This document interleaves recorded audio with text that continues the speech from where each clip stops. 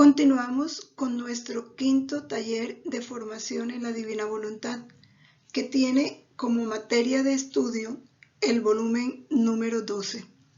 Hoy estamos en la sesión número 13, donde los capítulos meditados nos hablan de un tema común. El gran deseo que quiere Jesús, que todos nuestros actos estén a la altura de los actos de su voluntad, porque solo de esa manera Él puede prolongarse en nuestra humanidad y nosotros podemos prolongar en nosotros su humanidad y hacer lo que hacía su humanidad en la tierra. Toca puntos importantes estos capítulos, vamos a meditarlos lo mejor posible a la luz del Espíritu Santo, que es el que nos va conduciendo hacia esa verdad completa.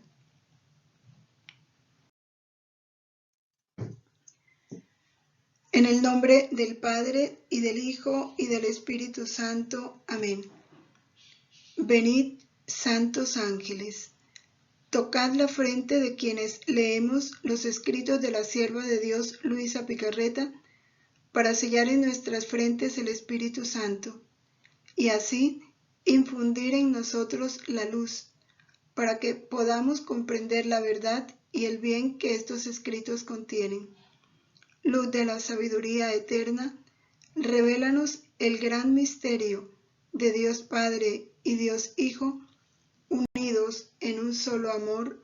Amén.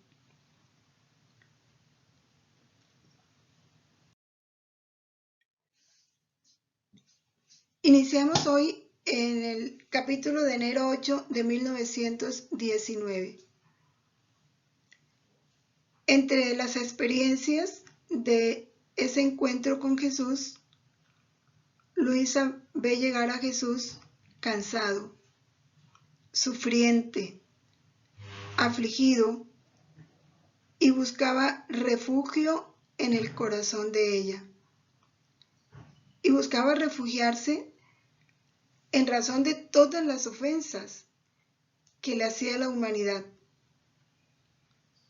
Ya sabemos cómo en muchos capítulos él dice que las almas que viven en su voluntad se convierten en un descanso para él, porque él las considera su refugio. Ellas hacen de Jesús su refugio y Jesús hace de ellas también su refugio. Y él le pide a Luisa, le dice: escóndeme, mira cómo me persiguen. Me quieren echar fuera o darme el último lugar, no solo en el mundo, en las escuelas, en las familias, sino también en los corazones. Porque cuando el hombre se dedica a las cosas del mundo, sabemos que el mundo es enemigo de Dios, pues pospone a Jesús, pone al mundo en primer lugar, o al dinero, o a la fama, o al poder, o echa fuera a Jesús porque le estorba o lo deja en el último lugar. Y de eso es de lo que Jesús se está lamentando. Y le dice a Luisa: hazme desahogar, o sea, permíteme que me desahogue contigo. Porque desde hace muchos días yo no te he dicho nada de la suerte del mundo, ni te he hablado de castigos. Esos castigos que los hombres me arrancan con su maldad. Toda la pena que me causa la ofensa de los hombres está en mi corazón. Yo quiero decírtela para que tomes parte en ella, y así dividiremos juntos la suerte de las criaturas, para poder rezar, sufrir y llorar juntos por el bien de ellas. Esta primera parte del capítulo pues nos enseña a nosotros muchas cosas. La primera de ellas: qué gracia, qué privilegio que Jesús pueda desahogarse con nosotros. Y una forma de desahogarse es cuando nos permite conocer, informarnos, ser conscientes de la suerte del mundo y de los castigos que Dios está enviando al mundo o está por enviar. O sea, tener conocimiento de eso cuando Dios nos permite tenerlo no es malo. Porque a veces no queremos saber nada de eso. Está bien que no andemos a la casa de noticias, eso es muy correcto, porque Jesús tampoco lo quiere. Nosotros tenemos que concentrarnos en el vivir en la divina voluntad. Pero cuando Jesús, a través de las circunstancias o de las personas, nos permite darnos cuenta, informarnos, ser conscientes de lo que Él está haciendo en el mundo, de la suerte en que está el mundo por sus muchos pecados, es porque Jesús quiere informarnos de eso. Como a Luisa, quiero decírtelas. ¿Para qué? Para que tomes parte de ellas y, como quien dice, para que me acompañes en este dolor que me causan los castigos. ¿Y cómo lo vamos a acompañar? Rezando, sufriendo y llorando juntos por el bien de las criaturas. Porque el dolor de Jesús son las almas. Tener que castigarlas, verlas tan desobedientes, tan metidas en el pecado, en la violencia, en la sed de sangre, que las ve camino a la perdición, y ese es su dolor. Y entonces busca almas que le acompañen para con él orar, sufrir y llorar por la salvación de las almas. Esa es la invitación que Jesús ahora nos hace. Pero esto, ¿cómo lo vamos a hacer? En su voluntad. Recordemos cuántas veces nos ha dicho que solo la oración en su voluntad tiene dimensiones infinitas, eternas, divinas. Y esas dimensiones las alcanzamos cuando entramos en su voluntad, cuando tomamos poder de su voluntad para actuar, para orar, para sufrir.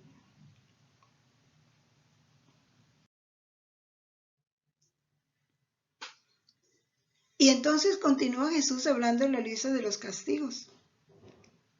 Y es que estamos en un tiempo, la providencia de Dios es grandísima y ha permitido que meditemos estos capítulos en estos tiempos precisamente para que nosotros, como Luisa, respondamos a lo que Él quiere. Ah, hija mía, habrá contiendas entre ellas, entre las criaturas, contiendas, ataques, el hombre contra el hombre. La muerte cosechará muchas vidas, aún de sacerdotes. Esta es una descripción de lo que estamos viviendo en muchos países, no solo en Colombia. ¿Cuántas máscaras vestidas de sacerdotes? Las quiero quitar antes de que surja la persecución a mi iglesia y las revoluciones tal vez se conviertan en el momento de la muerte. Por eso Jesús los saca de este mundo para evitarles mayores ofensas, mayores males. Porque si los deja, se pueden ellos mismos ir contra la iglesia en el momento de persecución, y Jesús quiere evitarle eso, quiere buscar su conversión. Por eso dice, de otra manera, si las dejo, si no cosecho esas vidas por medio de la muerte, si las dejo, estas máscaras en la persecución se las quitarán, se unirán a los sectarios, serán los más fieros enemigos de la Iglesia y su salvación resultará aún más difícil. Esta es la misericordia infinita de Dios. Por supuesto que Luisa no le agrada esto que Jesús le dice. Le duele, dice, qué pena oírte hablar de estos benditos castigos. Pero los pueblos, ¿cómo harán sin sacerdotes? Ya son demasiado pocos, si es verdad. Los seminarios están vacíos de vocaciones. Escasean los sacerdotes. ¿Y quieres quitar otros? ¿Quién administrará los sacramentos? ¿Quién enseñará tus leyes? Le dice Luisa a Jesús. Y es lo mismo que le podemos decir nosotros.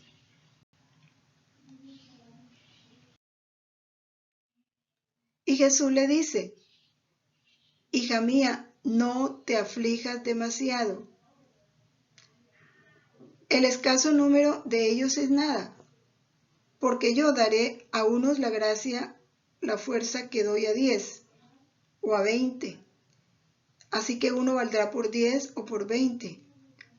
Yo puedo suplir a todo. Además, los muchos sacerdotes no buenos son el veneno de los pueblos. En lugar de bien, hacen mal. Y yo no hago otra cosa que quitar los elementos primarios que envenenan a las gentes. Es que la influencia de un sacerdote en el pueblo es grande, porque es autoridad, porque Dios a él le encomendó un rebaño, porque el sacerdote obra al por mayor. La palabra del sacerdote alcanza miles de almas. Por eso Jesús cuida tanto de que no envenenen a las almas. Y su dolor es cuando encuentra sacerdotes con ese veneno, y el veneno es todo aquello que está en contra de la ley de Dios.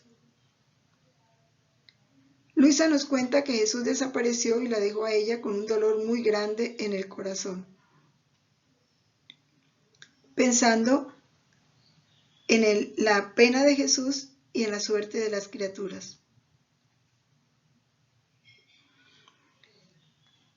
Estamos viviendo un momento tal como lo describe Jesús aquí, muy fuerte.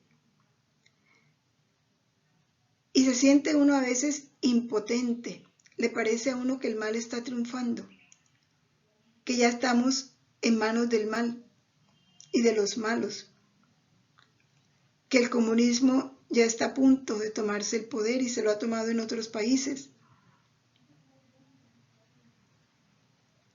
Un comunismo ateo que va contra Dios en todas sus leyes, costumbres, pensamientos.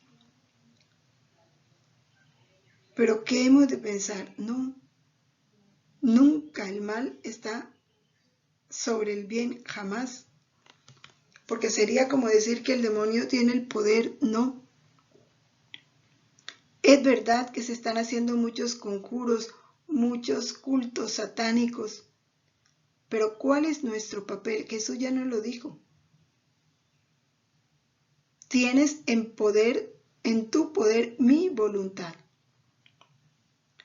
Y te necesito en el poder de mi voluntad para poder hacer de tu humanidad una humanidad suplementaria para mí, para que reemplace mi humanidad en la tierra, para yo poder actuar a través de ti.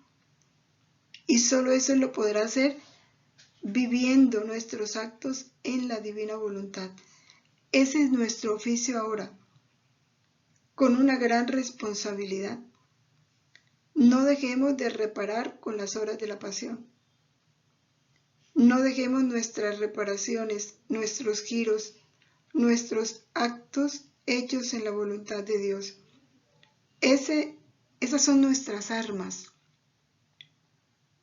Formamos parte de ese ejército del reino y no podemos estar inactivos porque tenemos una gran responsabilidad.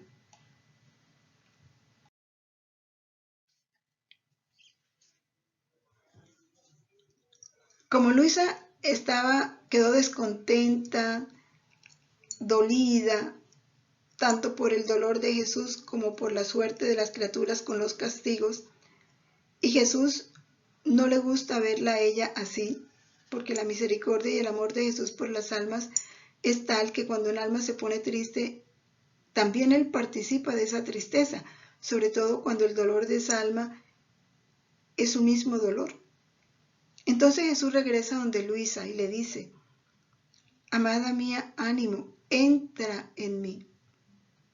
Y ese entra en mí es fúndete en mi voluntad. Es toma mi voluntad. Ven a nadar en el mar inmenso de mi querer. Nadar en el mar inmenso de su querer, ¿qué es? Arrojarme en su voluntad, vivir el abandono. Cuando tú te arrojas en el mar, ¿qué pasa? Te pones a merced del mar, de sus olas. Eso es lo que Jesús quiere. Nuestro abandono en su voluntad. Porque el mar de su voluntad es un mar de amor.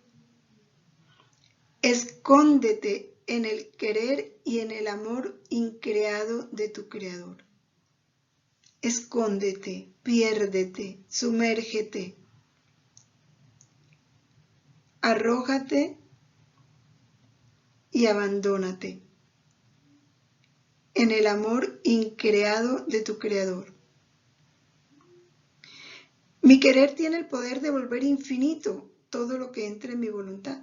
Cuando nosotros entramos en la voluntad de Dios, todo se vuelve infinito, todo. Pensamiento, miradas, palabras, respiros, pálpitos, pasos, todo se vuelve infinito, eterno, inmenso. Lo que entra en mi voluntad, adquiere lo eterno, lo infinito, lo inmenso. Por eso, entrando en su querer, nuestros actos cambian su dimensión, pierden ese principio humano, porque nuestros actos humanos son finitos, son pequeños, son temporales, pero ellos en la voluntad de Dios adquieren lo eterno, lo infinito, lo inmenso. Y dice: grita fuerte en mi querer, te amo. Yo escucharé la nota de mi amor eterno. Ese te amo que le vamos a dar a Jesús en su voluntad, Él lo va a sentir como un amor suyo. Nuestro amor es amor creado. Su amor es un amor increado. Cuando la criatura en su voluntad le dice te amo, Él encuentra nuestro amor creado escondido en el amor increado. Va escondido, pero lo que Él siente es su amor increado. Se siente amado con un amor increado, y ese amor increado es un amor divino, eterno, infinito, inmenso, perfectísimo. Un amor digno de Dios.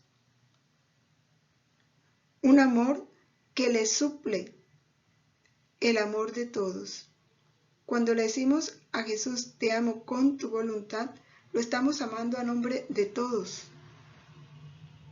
desde Adán hasta el último hombre, y Él está recibiendo su mismo amor, pero en ese amor que Él recibe encuentra escondido nuestro amor, nuestro pequeño amor, y es de las cosas que más le complace.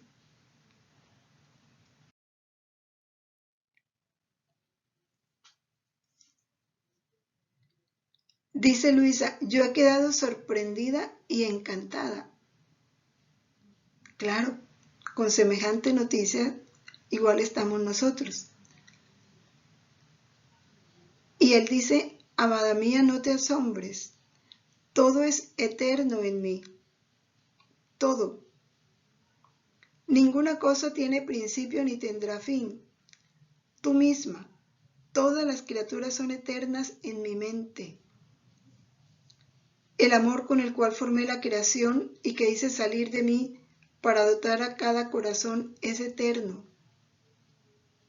Qué maravilla entonces que la criatura, dejando el propio querer, entre en el mío y uniéndose a mi amor, con el cual la cortejaba y amaba desde la eternidad, y concentrándose con el amor eterno del que salió, hace sus actos, me ama, adquiere el valor y poder eterno, infinito, inmenso. Oh, qué poco se conoce mi querer. ¿Por qué dice que poco se conoce? Porque ¿qué es conocer en la divina voluntad? También él lo explica en un volumen. Para nosotros poder decir que conocemos una verdad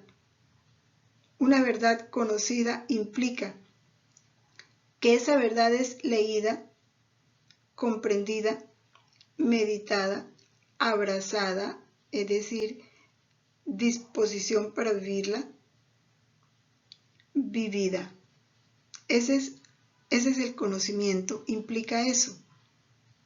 Cuando Jesús dice que qué poco se conoce mi querer es porque sí hemos leído que fundiéndonos en su voluntad todo se vuelve infinito, eterno, pero no lo hemos comprendido en tal forma que lo anhelemos y que lo aprovechemos de manera continua, ininterrumpida.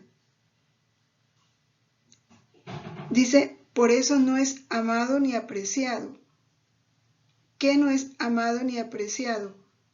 Vivir en su voluntad. Y es por eso que la criatura se contenta con estarse en lo bajo y obra como si no tuviera un principio eterno, sino temporal. O no vive en su voluntad pese a que lo conoce, porque no se ocupa de eso, o lo hace de manera intermitente, a ratos, cuando se acuerda, pero no es para ella un deber imperativo, único, no lo es. No lo coge con un esfuerzo pujante, ¿no? Y eso es lo que Jesús quiere de nosotros, que comprendamos cuánto vale para nosotros su voluntad, cuánto ganamos haciéndonos, dijéramos, dueños de su voluntad y tomándola como principio de todos nuestros actos. Es lo que Él quiere, que nos adueñemos de ella. Ya nos la dio, es un don. Aprovechémoslo.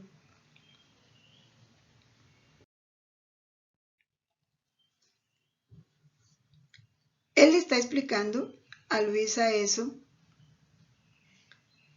y Luisa siente que mientras Jesús le habla, su mente se llena de luz acerca de todo lo que es su santísima voluntad. Una voluntad tan inmensa que no puede contenerla. Ella dice, me faltan las palabras justas para poder expresarme lo que siento. Ella estaba viviendo esa experiencia de esa luz inmensa que no puede abarcar. Y Jesús continúa y le dice, para hacerte comprender mejor lo que te he dicho, entonces le pone una comparación en la pedagogía de Jesús. Imagínate un sol. Y nosotros entremos en este proceso en que Jesús nos pone, imaginémonos un sol. Un sol que desprende muchas pequeñas luces. Y esas luces se difunden sobre todo, sobre las montañas, las flores, el río, la tierra.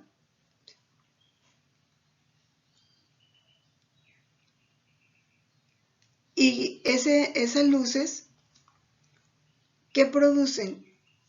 Sobre eso, sobre lo cual ellas se arrojan, pues le hacen el bien, ¿no? Porque a uno les da el calor, les da el sabor, les da el perfume, les da el color.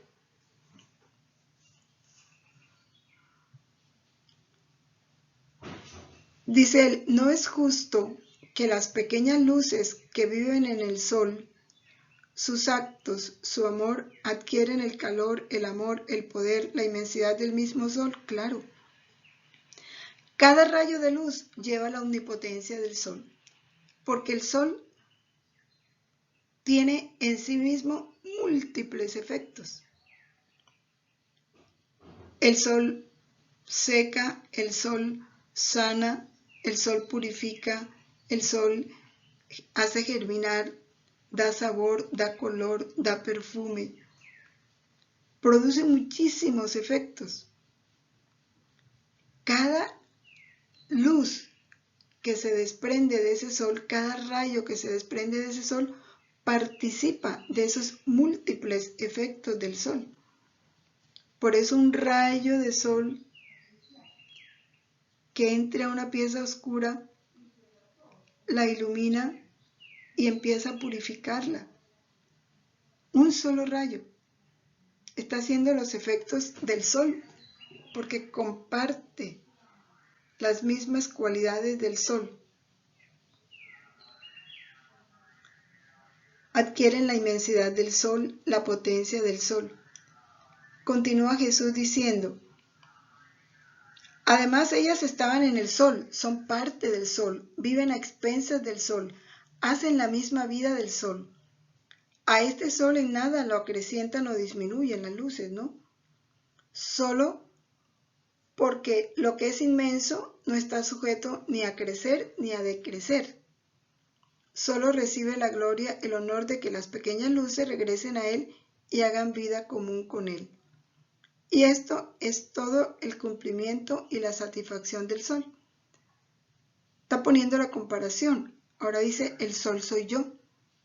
Las pequeñas luces que salen de este sol es la creación. Las luces que viven en el sol son las almas que viven en mi voluntad. ¿Has ahora entendido?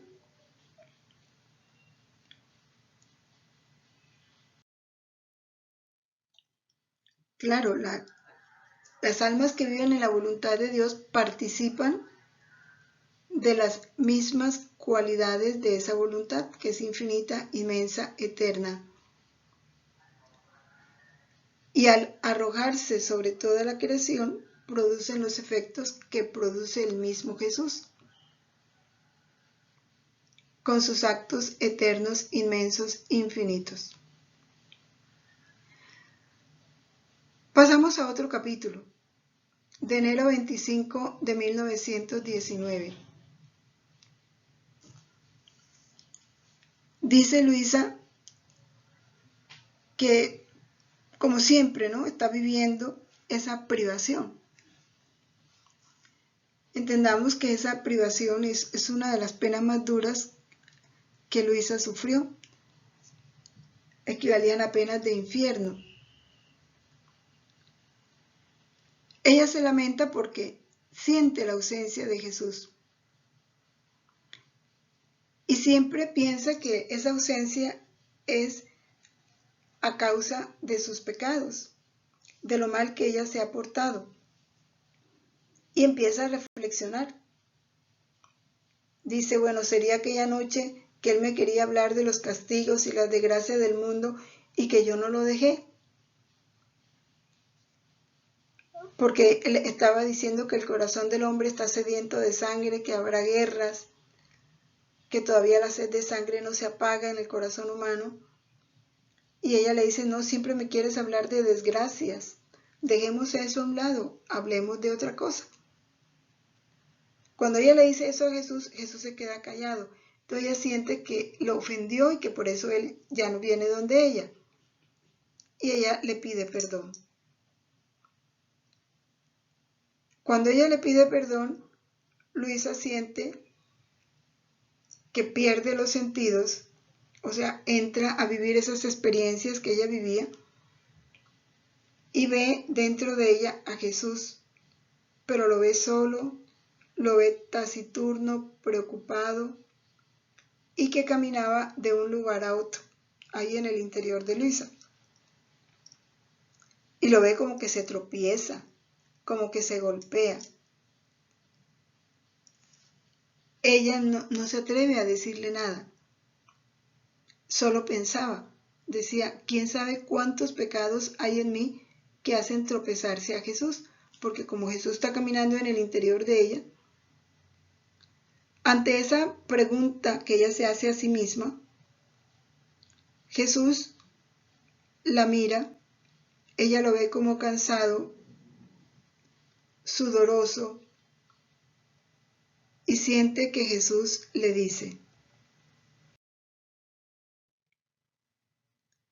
hija mía, pobre mártir, no de fe, sino de amor.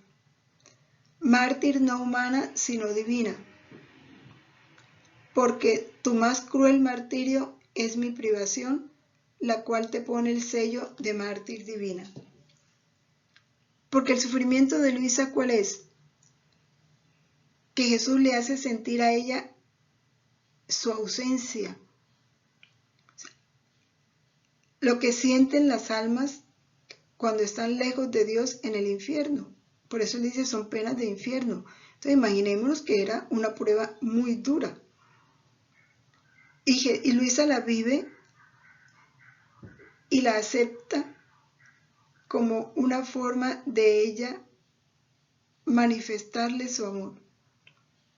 Como una forma de Jesús amarla, participándole de esa privación que él mismo vivió en la cruz cuando dice, Padre, Padre, ¿por qué me has abandonado? Él se la participa a ella. Entonces ella lo toma como una participación de su amor y lo vive así. Por eso Jesús le dice, eres mártir de amor, no de fe, sino de amor. Y ese martirio de amor la hace ser una mártir divina. Pero le insiste, yo no te dejo. Aun cuando no me sientas, yo no te dejo. Yo te habito en ti como en mi humanidad. Y como en ella encerraba a todo el mundo entero, así lo encierro en ti. Es otra verdad que no podemos olvidar. Entrar en la voluntad de Dios es tomar posesión de toda la humanidad. Porque en la voluntad de Dios encontramos a toda la humanidad, al mundo entero.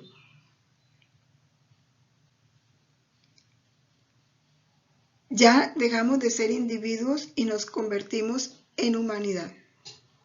Continúa Jesús diciéndole, ¿no has visto que mientras caminaba, ahora tropezaba y ahora me golpeaba?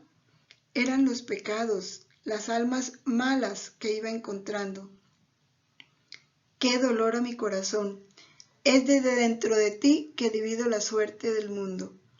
Es tu humanidad que me da reparación, como hacía mi humanidad a mi divinidad. Aquí hay otra cosa importante. Vamos a terminar de leerlo para poder profundizarla. Si mi divinidad no tuviera a mi humanidad que le hiciera todas las reparaciones, las pobres criaturas no tendrían ninguna salvación, ni en el tiempo ni en la eternidad. Y la divina justicia miraría a la criatura ya no como suya y que mereciera la conservación, sino como enemiga que merecería la destrucción. Qué importante es la reparación. Pero ¿cuál es la verdadera reparación? La verdadera reparación la hace la humanidad de Cristo, porque Él es el mediador, el Salvador. Él fue el que ante el Padre presentó una humanidad unida a su divinidad, para en nombre de todas las criaturas darle al Padre el honor, la gloria, la alabanza, el agradecimiento que merece parte de todos y pedirle perdón por todas las ofensas de todas las criaturas. Eso fue lo que llevó al Padre a concedernos el perdón, a abrirnos el cielo, los actos de su Hijo. Entonces Luisa, cuando entra en la voluntad de Dios, o llama a la voluntad de Dios a vivir en ella, ¿qué sucede? La humanidad de Cristo se posesiona de Luisa. Y Luisa adquiere las mismas cualidades de la humanidad de Cristo. O sea, una humanidad unida a la divinidad, una humanidad que produce actos divinos. Y cuando la criatura obra en la voluntad de Dios, como es Jesús el que obra, Jesús está en esa criatura reparando ante el Padre. Es la única forma de nosotros hacer verdadera reparación, con la voluntad de Dios. Por eso le dice Jesús, es tu humanidad que me da reparación como hacía mi humanidad a mi divinidad. ¿Por qué? Ya lo había dicho antes. Yo habito en ti como en mi humanidad. O sea, Luisa viene a ser para Jesús una humanidad suplementaria. Y como en ella encerraba todo el mundo entero, así lo encierro en ti. Y eso sucede en toda alma que se abandona en la voluntad de Dios, que toma posesión de la voluntad de Dios, presenta su humanidad como una humanidad suplementaria, dentro de la cual Jesús continúa sus reparaciones.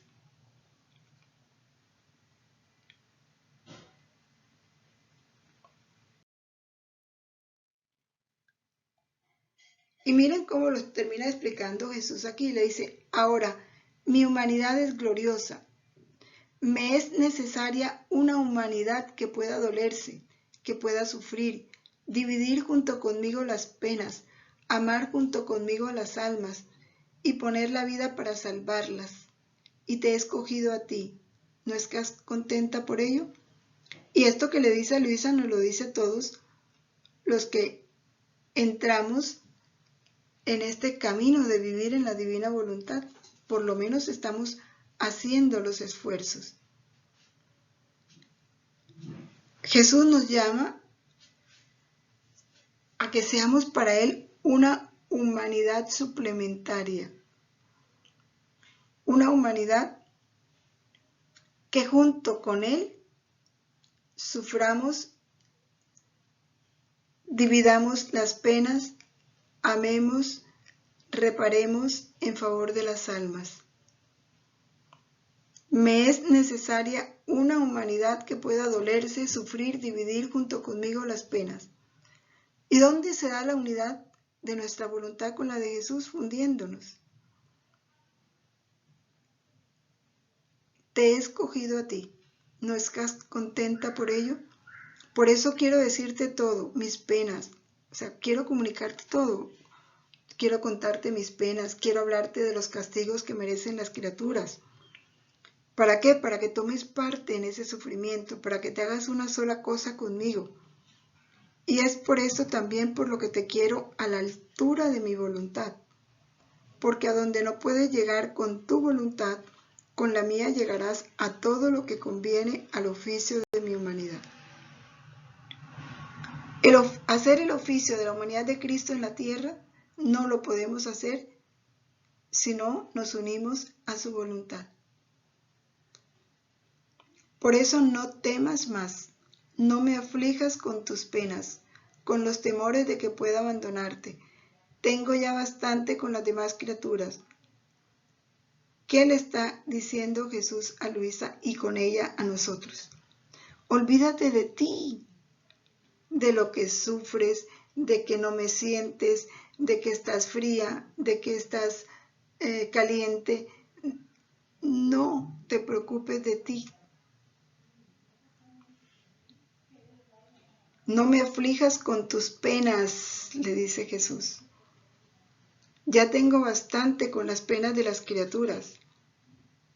No acrecientes mis penas con las tuyas.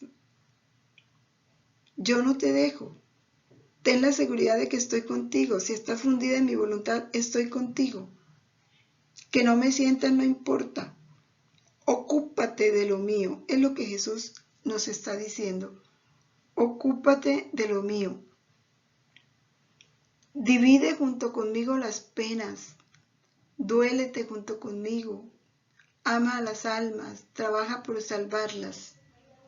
Eso es lo que yo quiero porque eso fue lo que hizo mi humanidad. Y necesito una humanidad que en la tierra siga haciendo lo que yo hice. Pero para que puedas yo continuar mi humanidad en ti, tienes que vivir en mi voluntad. Ese es el llamado que Jesús nos hace.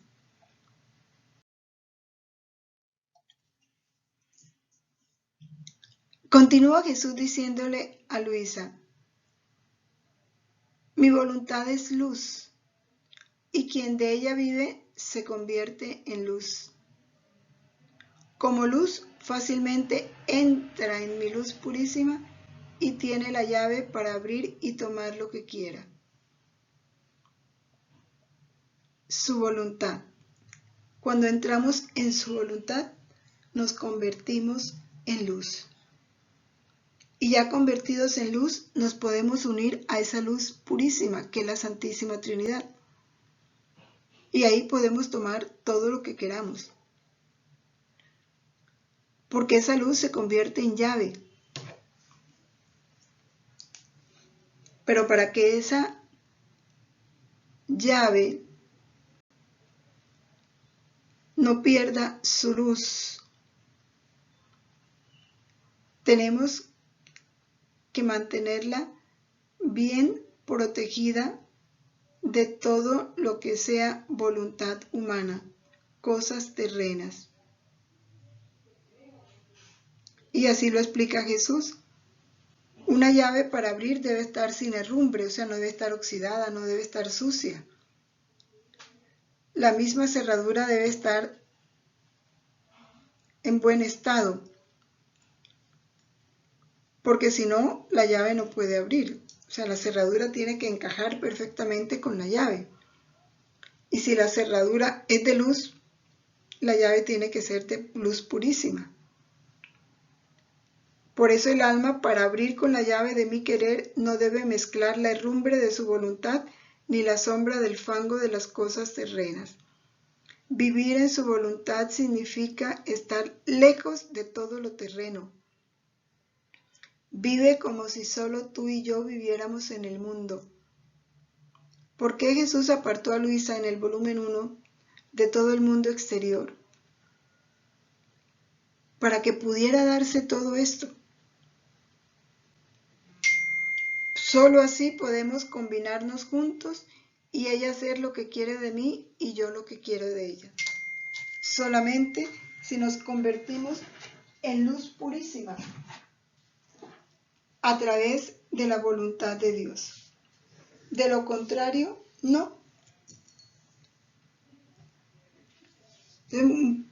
Esto nos ha de ayudar a mantenernos en una atención permanente para que nada se mezcle en nosotros que no sea voluntad de Dios.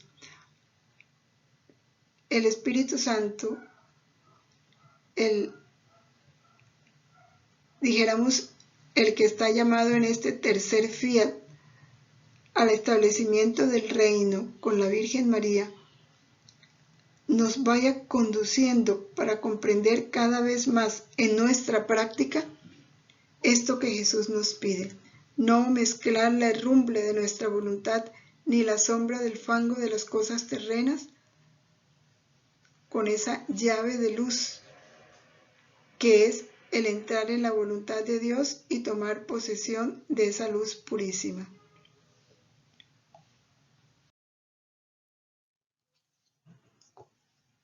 Después que Jesús le explica eso, ella ve a la Virgen y al confesor que ya había muerto, y ella quería hablarles del estado en que ella se encuentra. ¿Y qué recibe? Un regaño. Ya Jesús le dijo, olvídate de ti, olvídate del estado en que te encuentras. Entonces, ¿qué le dicen la Virgen y su confesor difunto? Le dice, has estado en peligro de que el Señor te suspendiera del todo de tu estado de víctima. Nosotros y todo el purgatorio y el cielo hemos rogado mucho ¿Y cuánto hemos hecho para que el Señor no lo hiciera? Por esto podrás comprender cómo la justicia está colmada aún de graves castigos. Por eso ten paciencia y no te canses. ¿Qué le está diciendo?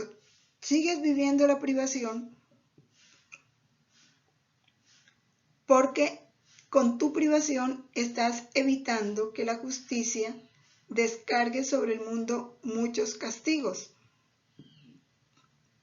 Porque la justicia está colmada. Así que no te canses de tu estado de privación. Ten paciencia. Ofrécelo, que nosotros queremos que sigas en ese estado, para que en el mundo se eviten muchos castigos. Como la Virgen sostiene a las almas víctimas, que no dudemos que las hay en este momento.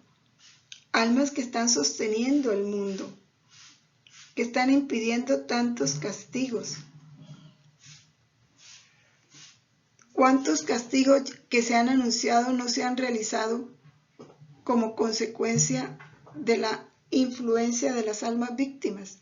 Eso es lo que no sabemos, lo sabremos en el cielo. Y cómo la Virgen las sostiene para que se mantengan en su estado de víctima y el brazo de la divina justicia no se descargue sobre el mundo. Cuánta intercesión la de nuestra Madre.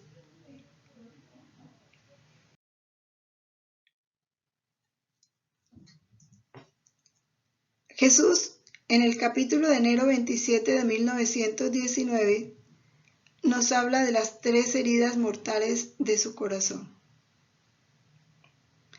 ¿Cuáles son? Son heridas que le dan penas mortales y un dolor que sobrepasa todo dolor. La primera pena de su corazón es ver sufrir a las almas que lo aman a Él. Y dice, cuando vea un alma, toda mía, sufrir por causa mía, torturada, conculcada, dispuesta a sufrir aún la muerte más dolorosa por mí, yo siento sus penas como si fueran mías. Cuánto el amor de Jesús. Y tal vez más. El amor sabe abrir heridas más profundas, tanto que hacen que las demás heridas no se sientan. Es el amor, el sufrimiento de las almas que lo aman. Dice, en esta primera herida entra en primer lugar mi querida mamá. Cómo su corazón traspasado por causa de mis penas se vertía en el mío, y yo sentía a lo vivo todas sus heridas. Y al verla agonizante y no morir por causa de mi muerte, yo sentía en mi corazón el desgarro, la crudeza de su martirio, y sentía las penas de mi muerte, que sentía el corazón de mi amada mamá, y por ello mi corazón moría junto. Así que todas mis penas, unidas con las penas de mi mamá, sobrepasaban todo. Por eso era justo que mi celestial mamá tuviera el primer puesto en mi corazón, tanto en el dolor como en el amor. Porque cada pena sufrida por mi mamá por amor mío, abre mares de gracia y de amor que se volcaban en su corazón traspasado.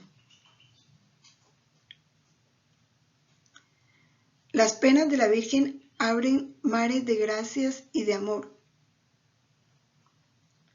Jesús las vierte para aliviar su corazón. ¿Qué podemos decir ahora? Ayer leía la noticia de cómo la Virgen de Medjugorje, la Virgen de Fátima, perdón. La imagen de la Virgen de Fátima lloraba. ¿Qué dolor estará sintiendo la madre? Y lloraba por la iglesia. Estamos viviendo momentos fuertes. Recordemos ese cisma que se está cuajando en Alemania. Dolorosísimo. Sus mismos sacerdotes, sus hijos predilectos, en contraposición abierta a la ley divina. en favor de todo lo que Dios reprocha, el pecado. Y lo que es peor, la profanación de la Eucaristía, que la puedan recibir a los que aún no creen en la Eucaristía, que se pueda dar a todos, estén en el estado en que estén. Eso es doloroso, eso es una profanación, eso es pisotear a Jesús, porque la Eucaristía es Jesús, es el dolor de la Madre. Y el dolor de la Madre es el dolor de Cristo. Son corazones que mueren juntos, decía él. Sentía el corazón de mi amada mamá y por ello mi corazón moría junto. Y esas penas sobrepasan toda pena. Tiene que ser también pena nuestra. ¿Y cómo no hacer esto que Jesús nos pide? ¿Cómo no entrar en poder de su voluntad para consolarlo, para sufrir con él, para orar, para llorar, para reparar? Y así con él contribuir a nuevos mares de gracias y de amor que se derramen sobre el mundo. Gracias de conversión, gracias de salvación.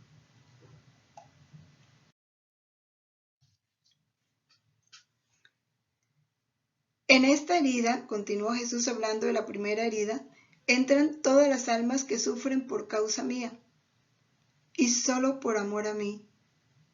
En esta entras tú, le dice a Luisa, y las almas víctimas, por supuesto. Y aunque todos me ofendieran y no me amaran, yo encuentro en ti el amor que puede suplirme por todos. Y por eso cuando las criaturas me arrojan, me obligan a huir de ellas, yo pronto vengo a refugiarme en ti como en mi escondite. Y encontrando mi amor, no el de ellas, y penante solo por mí, digo, no me arrepiento de haber creado cielo y tierra y de haber sufrido tanto. Un alma que me ama y que sufre por mí es todo mi contento, mi felicidad, mi compensación de todo lo que he hecho. Y haciendo a un lado todo lo demás, me deleito y me entretengo con ella. Sin embargo, esta herida de amor en mi corazón, mientras es la más dolorosa y sobrepasa todo, contiene dos efectos al mismo tiempo. Me da intenso dolor y sumo gozo, amargura indecible y dulzura indescriptible, muerte dolorosa y vida gloriosa. Son los excesos de mi amor inconcebibles a mente creada. Y en efecto, cuántos contentos no encontraba mi corazón en los dolores de mi traspasada mamá. Claro, porque cuando un alma que lo ama siente como suyo el dolor de Jesús, Jesús se siente amado, se siente valorado, se siente correspondido. Entonces se produce, le duele porque su corazón amoroso le duele ver sufrir a aquel a quien ama, pero al mismo tiempo se siente amado por esa persona y por eso esa doble corriente de dolor y de amor.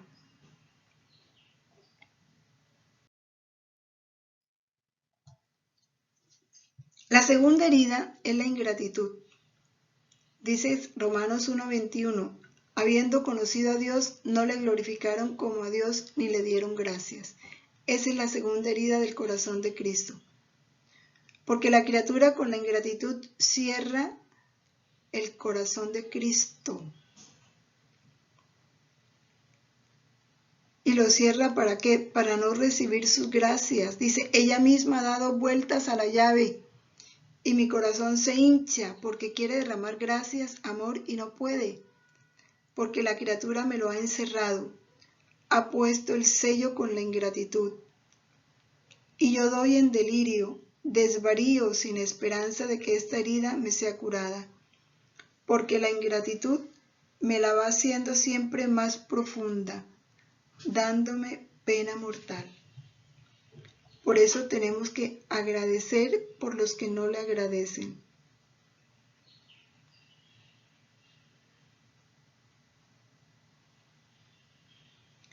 la oración que le enseñó la Virgen a los pastorcitos. Señor, yo creo, espero, amo, y deberíamos decir, y te agradezco, y te pido perdón por los que no creen, no te aman, no te adoran y no te agradecen.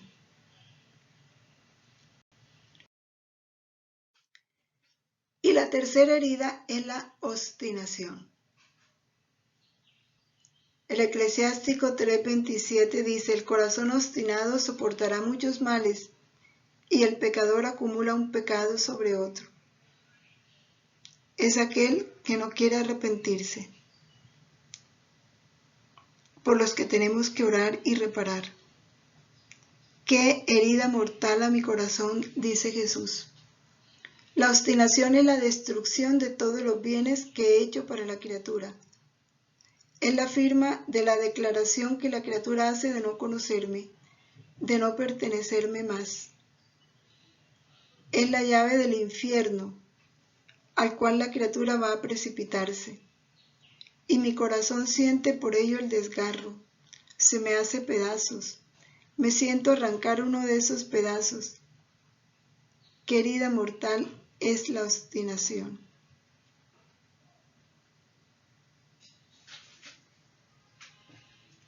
Como las almas están adheridas a Cristo, todas somos parte de su cuerpo místico.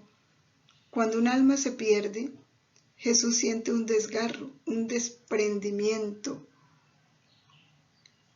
Siente que se le arranca, su corazón se hace pedazos y se le arranca una parte de su corazón. Por eso es una herida mortal. Hija mía, nos dice, entra en mi corazón, toma parte en estas mis heridas, compadece mi despedazado corazón. Suframos juntos y roguemos, vuelve y nos lo pide. Suframos juntos, roguemos. Estamos viviendo un tiempo en que estas enseñanzas tienen que hacerse realidad. No podemos permanecer insensibles ante este dolor de Jesús, ante esta petición, ante esto que Él quiere prolongar su humanidad en nosotros, que hagamos el mismo oficio de su humanidad en la tierra, pero para eso necesitamos entrar en poder de su voluntad. Termina diciendo: yo he entrado en su corazón como era doloroso, pero bello sufrir y rogar con Jesús, dice Luisa. Ella respondió inmediatamente a lo que Jesús le pide: entrar en su corazón, entrar en su voluntad, porque entrar en el corazón de Cristo es entrar en su voluntad. Experimentar su dolor, pero al mismo tiempo sentir cómo es bello sufrir y rogar con Jesús.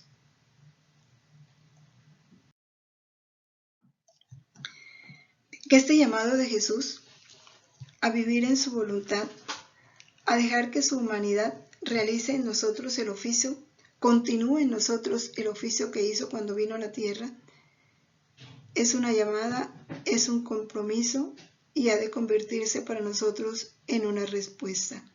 Que nuestra Santísima Madre, de su mano, nos tome y nos haga caminar seguros en la práctica de estas verdades. Dios te salve María, llena eres de gracia, el Señor es contigo. Bendita tú eres entre todas las mujeres, y bendito es el fruto de tu vientre, Jesús. Santa María, Madre de Dios, ruega por nosotros pecadores, ahora y en la hora de nuestra muerte. Amén. Gloria al Padre, al Hijo y al Espíritu Santo, como era en el principio, ahora y siempre, por los siglos de los siglos. Amén. En el nombre del Padre, y del Hijo, y del Espíritu Santo. Amén. Permanezcamos en la voluntad de Dios siempre. Fiat.